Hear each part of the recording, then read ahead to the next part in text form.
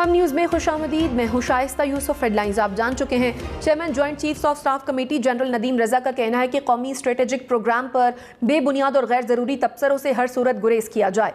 ISPR के मुताबिक Nernst में सेमिनार से खिताब करते हुए जनरल नदीम रजा ने कहा, न्यूक्लियर ममालिक में राइज तरीक़ा अमल के मुताबिक सिर्फ नेशनल कमांड अथॉरिटी ही स्ट्रेटेजिक प्रोग्राम पर रिस्पॉन्स और तबसरा देने की मजाज है। पाकिस्तान की न्यूक्लियर सलाहियत मादरे वतन के दिफा के लिए सालमियत की जामिन है। न्यूक्लियर प्रोग्राम को आवाम और तमाम सियासी जमातों की हिमायत हासिल है। Deputy chairman national command authority general Nadeem Raza ने कहा, सिविल और मिलिट्री क़यादत नेशनल कमांड अथॉरिटी के इस स्ट्रेटेजिक प्रोग्राम के साथ सीसा पिलाई दीवार की तरह खड़ी है। कौमी सिक्योरिटी नाकाबिल तकसीम है। पाकिस्तान अपने न्यूक्लियर प्रोग्राम पर किसी भी किस्म का समझौता नहीं करेगा।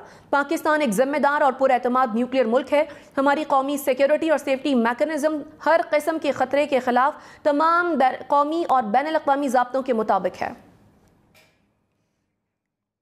कौमी असम्बली ने इमरान खान के एटमी प्रोग्राम और पाक फौज से मुतालिक बयान के खिलाफ मुश्तरका करारदाद मंजूर कर ली है। कहा, पाक फौज की मुल्क के दिफा के लिए नाकाबिल तस्खीर खिदमत हैं। दहशतगर्दी के खिलाफ फौज की कुर्बानियों को खराज तहसीन पेश करते हैं। रियासत साबिक वज़ीर आज़म के खिलाफ सुप्रीम कोर्ट से रुजू करे। मुज़म्मती करारदाद रहनुमा मुस्लिम लीग नून अयाज सादिक ने पेश की थी। साबिक वज़ीर आज़म के खिलाफ रियासत सुप्रीम कोर्ट से रुजू करके कानूनी कार्रवाई अमल में लाए। All those in favor of the resolution may say ayes. All those against it may say no. I think the ayes have it and consequently the resolution is adopted. Tehreek Insaf ने कौमी assembly से मंजूर होने वाली करारदाद की मजम्मत कर दी। कहा, हुक्मरानों को इमरान खान के अलावा कोई चीज़ नजर ही नहीं आती। फरूख हबीब बोले, हुक्मरान महंगाई और मौशी तबाही से तवज्जो हटाना चाहते हैं। हुकूमत ने मुआशी इमरजेंसी लगाने की तरदीद कर दी। हुकूमत और स्टेट बैंक ने मुश्तरका एलामिया में कहा कि फॉरेन करेंसी अकाउंट्स, रोशन डिजिटल अकाउंट्स और सेफ्टी डिपॉजिट लॉकर्स पर पाबंदी की कोई तजवीज़ ज़ेर गौर नहीं। सोशल मीडिया पर फैली अफवाहें मुकम्मल तौर पर गलत और बेबुनियाद है। ना ऐसी कोई तजवीज़ ज़ेर गौर है और ना ही माजी में इस पर गौर किया गया।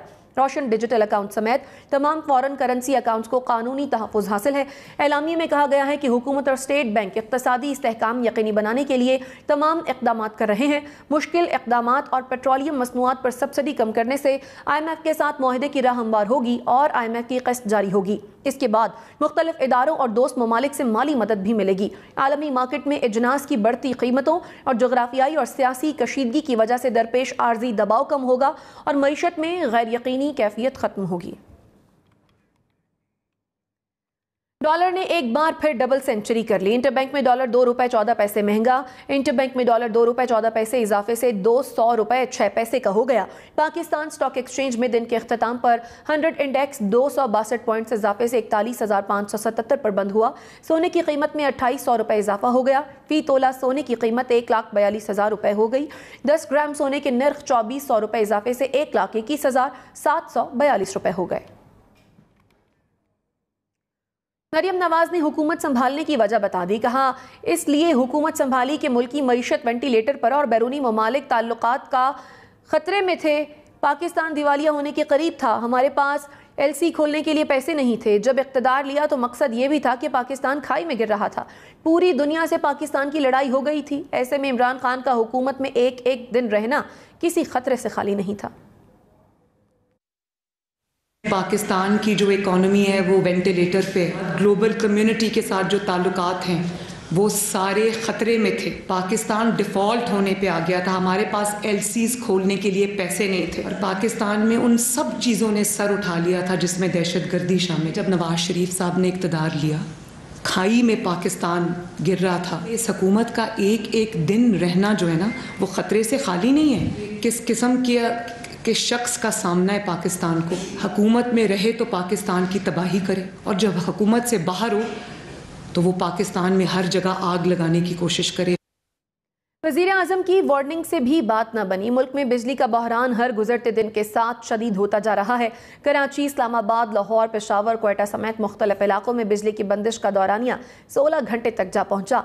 लाहौर में 8 घंटे, रावलपिंडी में 6 से 8 घंटे तक लोड शेडिंग, पेशावर और क्वेटा में 10-10 घंटे बिजली गायब रहने लगी। मुल्क में बिजली का शॉर्टफॉल 7,793 मेगावाट है। बिजली की तलब 27,000 मेगावाट है। ज़राए पावर डिवीजन के मुताबिक मुल्क के मुख्तलिफ इलाकों में 16 घंटे तक की लोड शेडिंग की जा रही है। मुल्क के मुख्तलिफ इलाकों में 16 घंटे तक की लोड शेडिंग की जा रही है। आगे बढ़े और आपको बताएं कि हुकूमत ने बिजली लोड शेडिंग पर आवाम से माजरत कर ली है। शाहिद खाकान अब्बासी ने कहा, लोड शेडिंग कल से 3.5 घंटे तक होगी।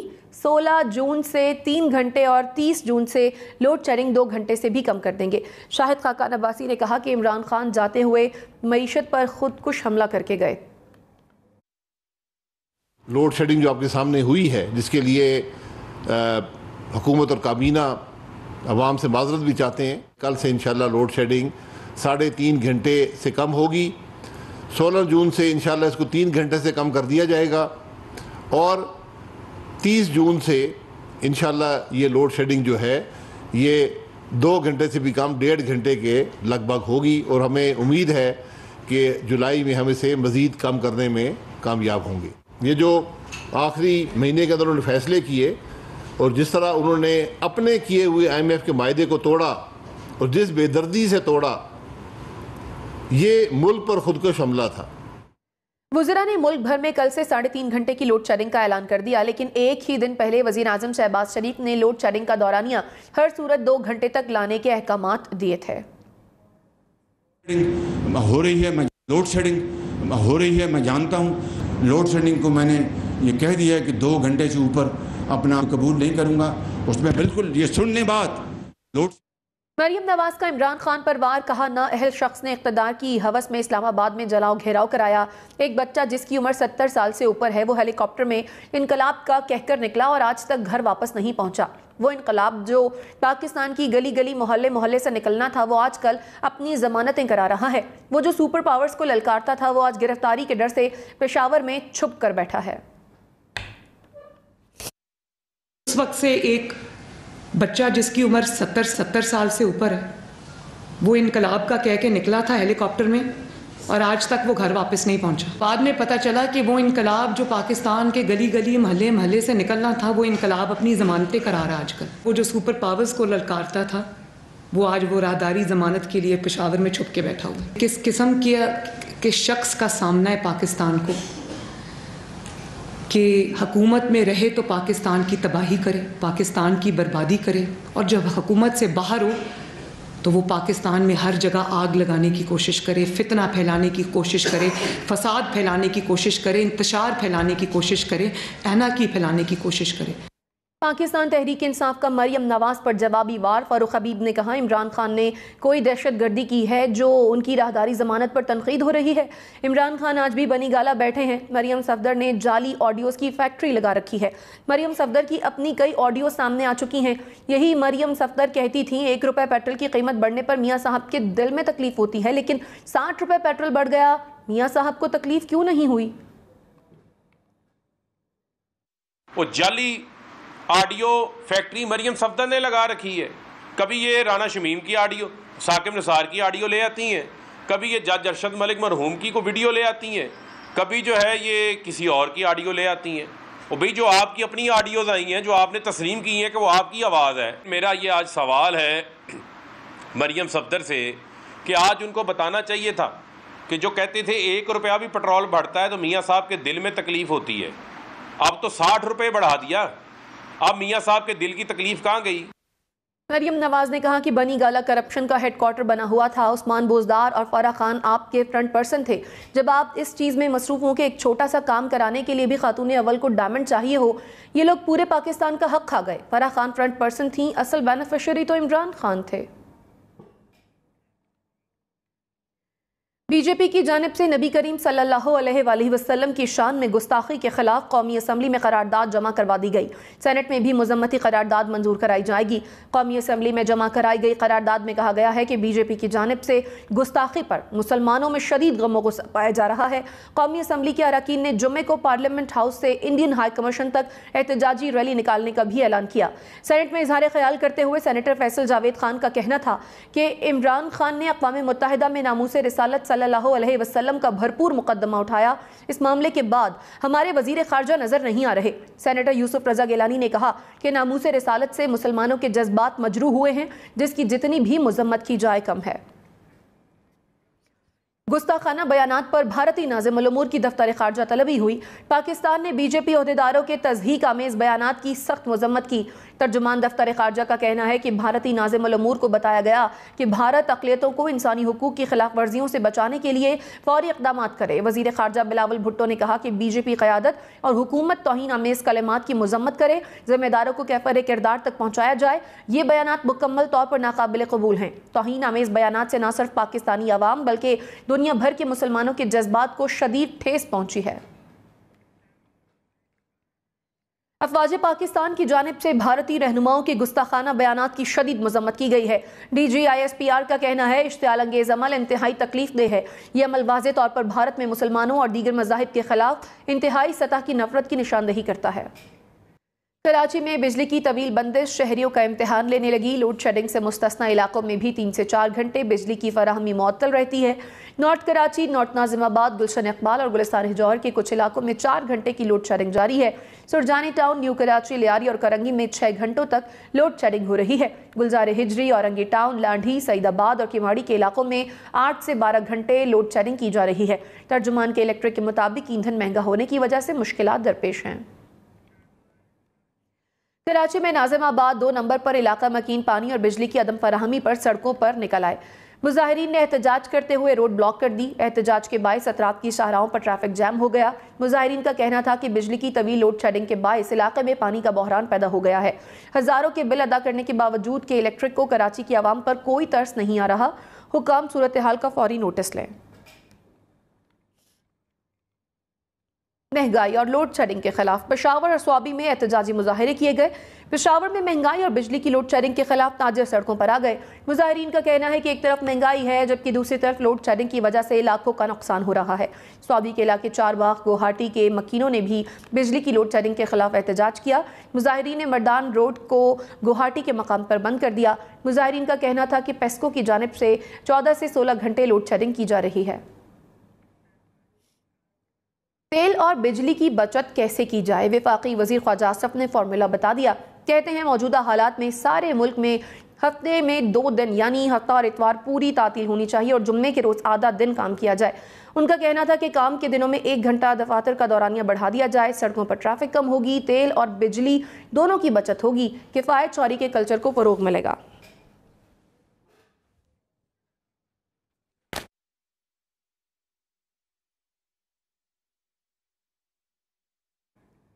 वज़ीर आज़म शहबाज शरीफ ने जापानी कंपनियों को पाकिस्तान में सरमायाकारी की दावत दे दी। इस्लामाबाद में वज़ीर आज़म की जापान के सरमायाकारों से मुलाकात हुई। वज़ीर आज़म ने कहा पाकिस्तान में जापान के सरमायाकारों के लिए बेहतरीन मौक़े मौजूद हैं। 90 की दहाई तक पाकिस्तान में बहुत सी जापानी कंपनियां काम कर रही थीं। Up till 90s, there was a mushroom growth of Japanese companies in Pakistan. You are all very visible in the city of Karachi, Lahore, Peshawar and Quetta. We must bring them back. That's very important. And I have to say, even at the cost of reputation, that Japan has been one of the largest donors of Pakistan, and without any political strings. This is most important. Maryam Nawaz का कहना है कि शहबाज शरीफ ने petrol की कीमतें बढ़ाई तो साथ में 28 अरब रुपए का सब्सिडी पैकेज भी दिया। उन्होंने 2000 रुपए देने का भी ऐलान किया क्योंकि उनको आवाम का एहसास है। 40,000 मोटरसाइकिल वालों को भी सब्सिडी पैकेज दिया।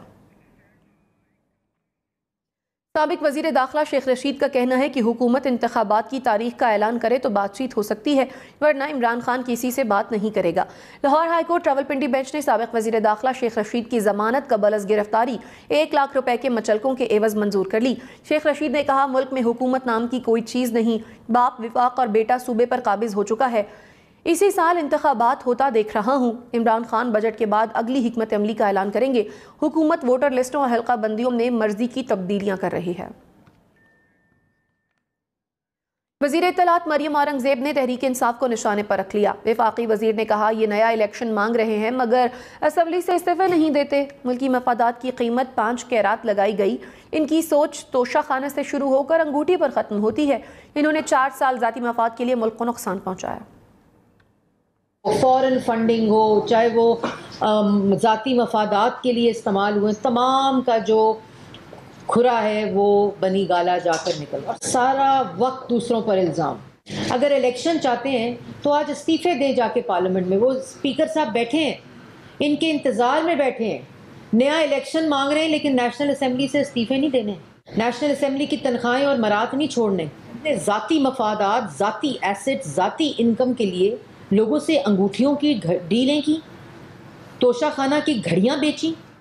तहरीक इंसाफ ने हुकूमती ग्रैंड डायलॉग को मुस्तरद कर दिया। फारूक हबीब ने कहा, हम इन चोरों से ग्रैंड डायलॉग नहीं करेंगे। PTI के अलावा सारी जमातें तो बरसरे इख्तदार हैं, ग्रैंड डायलॉग तो पहले ही आप कर चुके। अफसोस है महंगाई के खिलाफ मार्च करने वाले आज खामोश हैं। मईशत दिन ब दिन नीचे जाती जा रही है, लेकिन इन्हें बुग़्ज़ इमरान में कोई चीज़ नज़र ही नहीं आ रही। फारूक हबीब ने मजीद कहा कि इलेक्शन कमीशन के जरिए हमजा शहबाज के इक़्तिदार को दवाम बख्शा गया। हालात ख़राब हुए तो जवाब सबको देना होगा। ये कहते हैं जनाब कि ग्रैंड अलायंस बना लें। ग्रैंड अलायंस तो पहले बना हुआ है, डायलॉग करना है। चोरों का डायलॉग तो पहले ही हो गया हुआ है।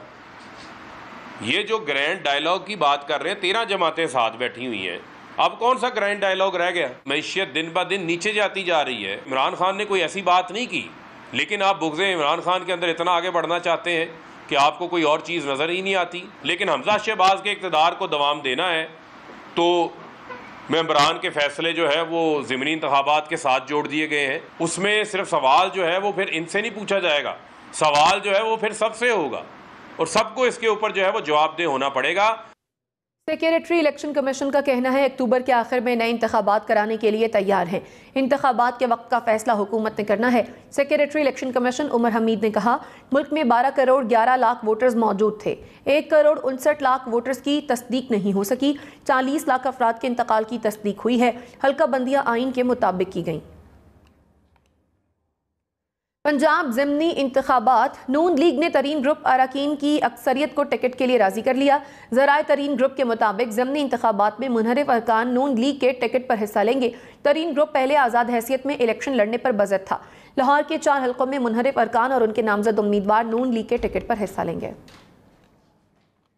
वज़ीर आला सिंध सैयद मुराद अली शाह से MQM के 8 रुकनी वफ़द ने मुलाकात की। मुलाकात में MQM और पीपल्स पार्टी के दरमियान होने वाले मुआहदे से मुतालिक गुफ्तगू हुई। मुलाकात के बाद MQM रहनुमा कुंवर नवीद जमील का कहना था कि मुलाकात में कई मामलात पर गुफ्तगू हुई है, बहुत से मुतालबात ताहाल हल तलब हैं। उनका कहना था कि पीपल्स पार्टी से वक्त निकाल कर दोबारा मुशावरत की जाएगी। MQM के रहनुमा कुंवर नवीद जमील का कहना है कि गवर्नर सिंध के लिए नसरीन जलील का नाम दिया हुआ है। तयनाती में कुछ रुकावटें हैं जो दूर हो जाएंगी। हम न्यूज़ के प्रोग्राम ब्रेकिंग पॉइंट विद मालिक में गुफ्तगू करते हुए कुंवर नवीद जमील ने कहा कि MQM को हुकूमत की नेक नियति पर कोई शक नहीं है। इनसे तय हुआ था कि गवर्नर आपके अगर तय हो गया था कि आपका गवर्नर होगा और मेयर कराची और हैदराबाद की जो मेयरशिप है वो MQM को मिलेगी, ये तय हुआ था।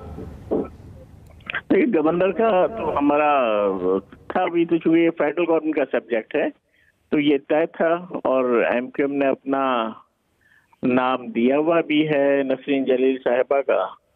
अब ये कि उसमें शायद कुछ रुकावटें हैं, लेकिन हमें कोई उसमें उनकी नीयत पर कोई शक नहीं है। कुछ रुकावटें इंशाल्लाह दूर होंगी। क्या रुकावटें हैं? ये तो बड़ा एक एग्जेक्टिव ऑर्डर की बात है, एक बार एक रिकमेंडेशन आनी और हो जाएगा। तो आपके ख्याल में क्या हो रहा है?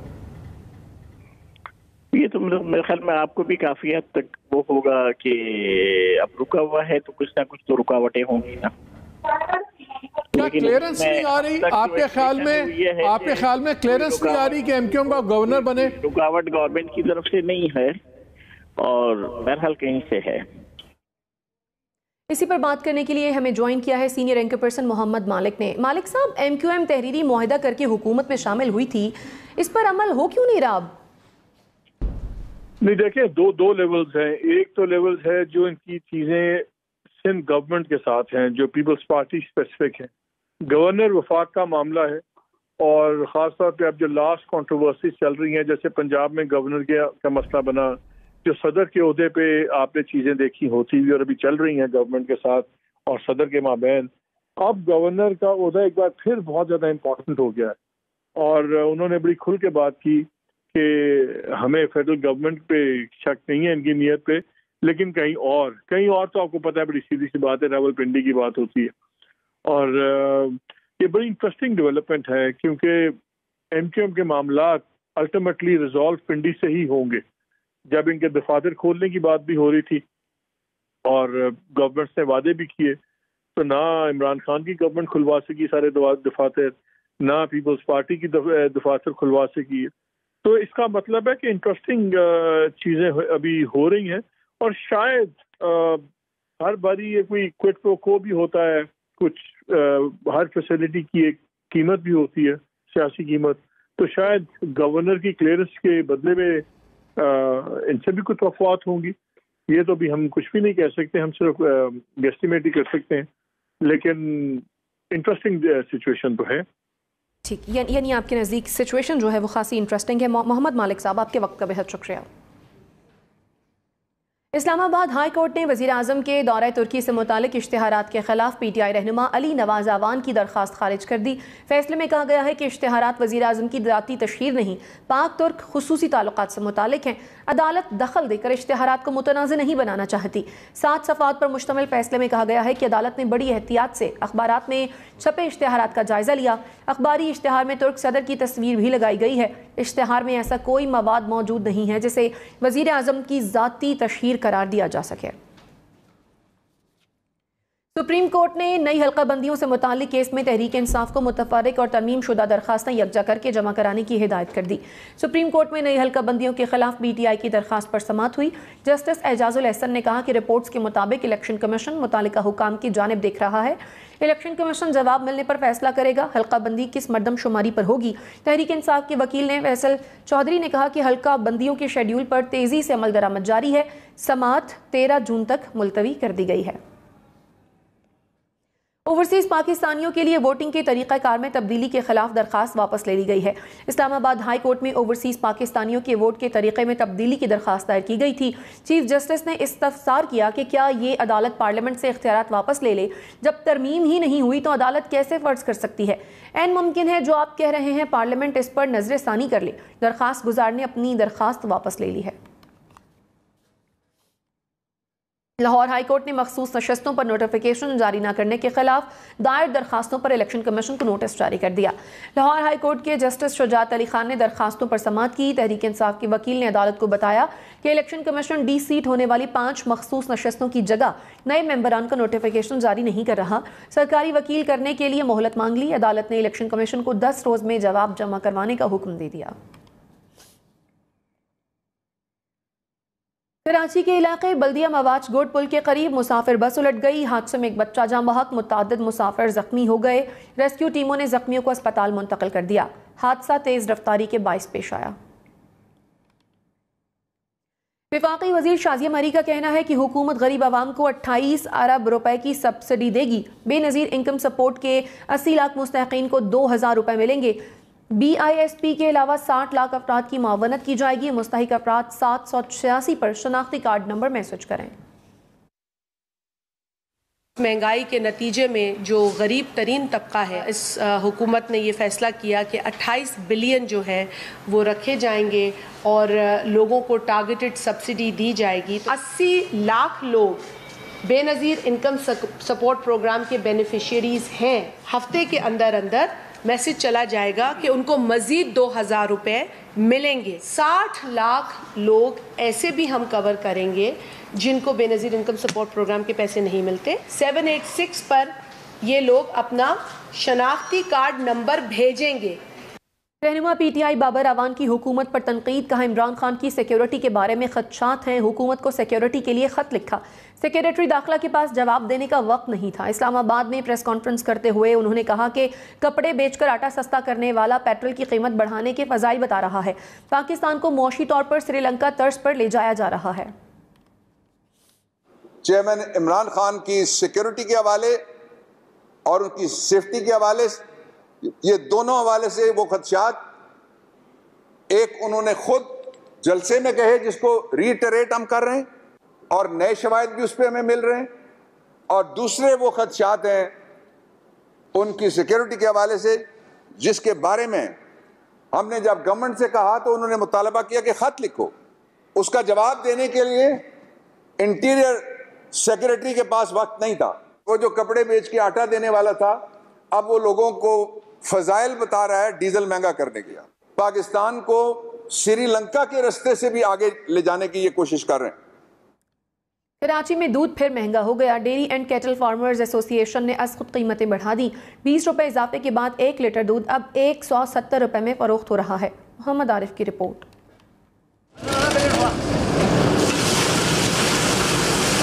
शहर कायद में एक बार फिर दूध की कीमत बढ़ा दी गई। Dairy and cattle farm association ने दूध की कीमत में 20 रुपए का अज खुद इजाफा करते हुए फी लीटर 150 रुपए से 170 रुपए मुकर्रर कर दी। Dairy and cattle farmer association के मुताबिक शहर में आज से नई कीमत का इतलाक कर दिया जाएगा, जबकि डेयरी फार्मर्स को कल से नई कीमत पर दूध फरोख्त किया जाएगा। शहर में दूध कहीं 150 तो कहीं 170 रुपए लीटर फरोख्त किया जा रहा है। दुकानदारों का कहना है कि आज पुरानी कीमत पर दूध मिला है, इसलिए पुरानी कीमत पर ही फरोख्त कर रहे हैं। कीमतों में इजाफे ने दुकानदारी करना मुश्किल कर दिया है। कीमतें बढ़ती हैं, हर बंदा पैसे ही परेशान है। फ़िलहाल इस टाइम पे जो कंडीशन है, हर चीज़ महंगी है। अवाम पहले ही परेशान हाल है, मज़ीद और परेशानी बढ़ रही है, दिन ब दिन बढ़ ही रही है। देखो ग्राहक पहले मुतमिन था, 150 रुपये चलो मिल रहा है यार, ये ठीक है यार। अब मज़ीद और रेट बढ़ेंगे, इजाफा होगा, कारोबार पहले ही ख़त्म है। दूध की कीमत में इजाफे ने शहरियों की परेशानियों में मज़ीद इजाफा कर दिया है।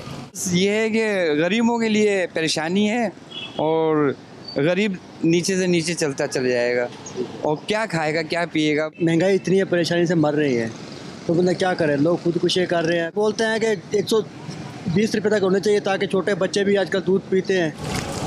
Dairy and cattle farmer association ने एक बार फिर कमिश्नर कराची के 120 रुपए फी लीटर दूध फरोख्त करने के फैसले को रद्द करते हुए अज खुद इजाफा कर दिया। कैमरामैन अब्दुल सबूर के साथ मोहम्मद आरिफ, हम न्यूज़ कराची। वज़ीर आला पंजाब हमजा शहबाज का कहना है कि भारत में बीजेपी की जानिब से नबी करीम सल्लल्लाहु अलैहि वसल्लम की शान अक़दस में गुस्ताखी की जितनी भी मजम्मत की जाए कम है। वज़ीर आला पंजाब हमजा शहबाज से वफाकी वज़ीर सालिक हुसैन और शाफ़े हुसैन ने मुलाकात की, जिसमें बाहमी दिलचस्पी की उमूर और सियासी सूरत हाल पर तबादला ख्याल किया गया। वज़ीर आला पंजाब से अपोजिशन लीडर कौमी असम्बली राजा रियाज और वफाकी वज़ीर तारिक बशीर चीमा ने भी मुलाकात की। मुलाकात में भारत में नबी करीम सल्लल्लाहु अलैहि वसल्लम की शान अक़दस में गुस्ताखी की शदीद मजम्मत की गई।